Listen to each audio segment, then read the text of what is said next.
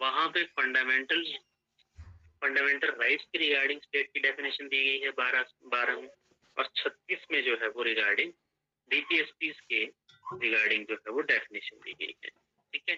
और 37 में ये चीजें दी गई हैं कि जो हमारे डीपीएसपी होते हैं वो उनको कोर्ट में जस्टिसेबल नहीं है, किसी भी कोर्ट में, चाहे वो भारत में सुप्रीम कोर्ट है, हाई कोर्ट है, लोअर जुडिशरी है, हायर जुडिशरी, कहीं पे भी उनको चैलेंज नहीं किया जा सकता, ठीक है।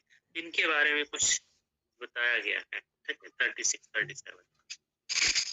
अब 38 जो प्रिंसिपल है ये ज्यादा इम्पोर्टेंट है, ठीक है, हालांकि इतना इम्पोर्टेंट नहीं है, बट फिर भी इसमें क्या है, तो क्या है, ठीक है, इसको देखते हैं।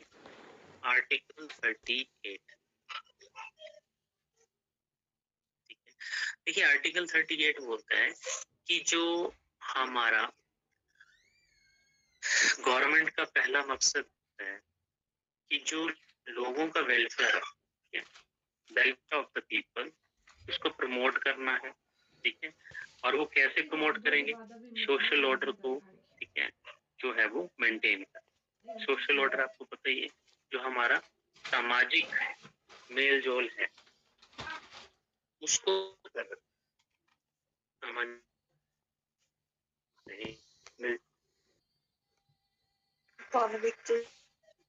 जस्टिस, ठीक है। तो ये जस्टिस है तीनों तरह से दिया जाए, सोशली, पॉलिटिकली और इकोनॉमिकली, तीनों तरह का जस्टिस जो है वो दिया जाए। तो मतलब यहाँ पे बात हो रही है social, economic and political justice दे करके सोशल ऑर्डर को मेंटेन किया जाए, ताकि लोगों का, समाज के लोगों का कल्याण हो सके, वेलफेयर हो सके, ठीक है। ये है आर्टिकल 38।